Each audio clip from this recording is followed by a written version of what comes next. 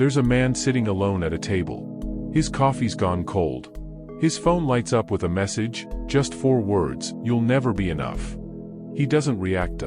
He doesn't flinch. He just takes a sip. 2 feet away, someone laughs a little too loudly, just after glancing at him. Another test. Another attempt. They want a crack in the armor. A flicker of anger. Something. But they get nothing. Because this man has been through fire. He's been lied to by people he trusted, betrayed by those he'd protect. He's been shouted at, disrespected, ridiculed. And yet, here he sits. Calm. Silent. Unmoved. Not because he's numbed up, but because he's trained. Stoics don't avoid pain, they learn to stand inside it. This man learned that when you react with rage, you give your enemy a gift, your power. And he doesn't hand that over anymore. Because life is full of these moments, the coworker who subtly humiliates you in front of others, the friend who betrays you with a smile, the stranger who hurls a cheap insult just to feel taller. You can't control the world, but you can control your inner world. And that's where it begins, the fire, not the fire that burns your skin, the fire that burns your ego. And either it consumes you, or it forges you. So the question becomes, will you be ashes, or armor? He wasn't always like this. Years ago, the same man would have exploded. He would have replied with venom, tried to win arguments, tried to prove something. He thought if he shouted louder, he'd be heard. If he looked strong, he'd be respected. But it never worked. His anger never fixed anything. It only made him more fragile. Then one day, he read a single line by Epictetus that changed everything. Anyone capable of angering you becomes your master. That was the spark. He started paying attention. To himself, not to others, not to their lies, not to their opinions, not to their games. To himself. He began training not his body, but his reactions, When insulted, he'd pause. When betrayed, he'd breathe. When challenged, he'd observe before responding. He stopped asking, why are they doing this to me? And started asking, why am I letting this control me? That shift? That's when silence became his weapon. Not because he was afraid to speak, but because he realized that silence makes noise in the minds of weak people. The more he held his ground, still, calm, alert, the more their chaos became obvious. And they hated it.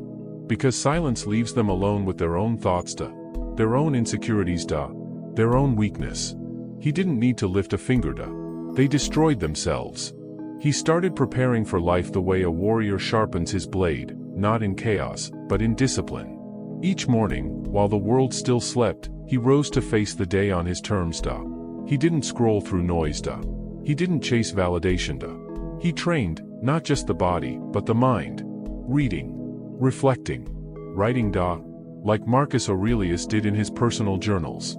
Because he understood something crucial, if your mind is undisciplined, your emotions will rule you. The world was still unfair, People still gossiped, Liars still succeeded, But none of it reached him. Why? Because he didn't wait for peace. He built it. He trained his mind to see through people's masks, to recognize weakness hiding behind arrogance, to see that insults were never personal, they were projections. And like a soldier in training, he rehearsed peace under pressure, not when things were easy, but especially when they were hard. Someone yelled at him in traffic, he smiled, A friend betrayed him, he let go, without ceremony, Someone tried to embarrass him in front of others, he looked at them with pity, not rage. He wasn't suppressing anger, he had dissolved it. That's the key. True strength isn't in holding it in, it's in not having it at all. Because a fireproof soul doesn't avoid fire, it simply cannot be burned. They tried to provoke him. One mocked his silence, Another tested his patience with passive jabs, A third disrespected him in front of others, loud, theatrical, desperate for a reaction. But he gave them nothing. Not out of fear. Not out of indifference. But because he understood, if I react, I lose. Not just the argument, not just the moment, but a piece of himself. So instead, he watched. Not with malice. Not with judgment, but with awareness, the kind that makes others uncomfortable. That calm presence. That stillness, it made their noise seem ridiculous. Small.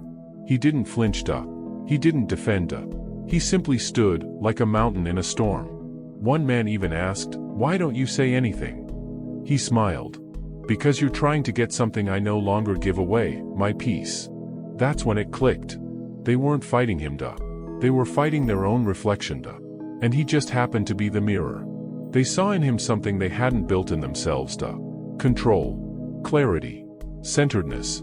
And that hurt them more than any insult ever could. Because when someone is raging, and you remain calm, you don't just protect your peace, duh. You expose their chaos. And the world sees it. That's real power, duh. Not louder. Just deeper. There's a moment when everything clicks. When the anger no longer even knocks at the door, duh. When the opinions of others feel like whispers on a mountain wind, duh. When betrayal, insult, mockery, they arrive, but never land. Because now, he doesn't resist them, duh.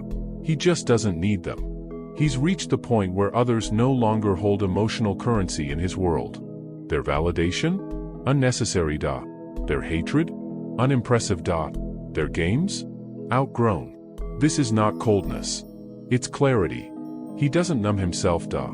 He just refuses to be pierced by every blade someone hands him. He walks into a room and doesn't need to prove himself, duh. He hears gossip and doesn't feel the urge to respond. He sees betrayal and doesn't reach for revenge, because his peace is no longer negotiable. That is the final weapon. Not silence out of weakness, duh. Not calmness out of fear, duh. But indifference born of mastery. Because once you've mastered yourself, you no longer need to master others. They shout, duh. You observe, duh. They attack, duh. You outgrow, duh. They try to pull you into their fire. But you became the water. And as Marcus Aurelius once reminded himself, you have power over your mind, not outside events, duh. Realize this, and you will find strength. This is what it means to be untouchable. Not immune to life, but immune to its poison. Not because life is kind, but because you have chosen to become stronger than anything it throws at you.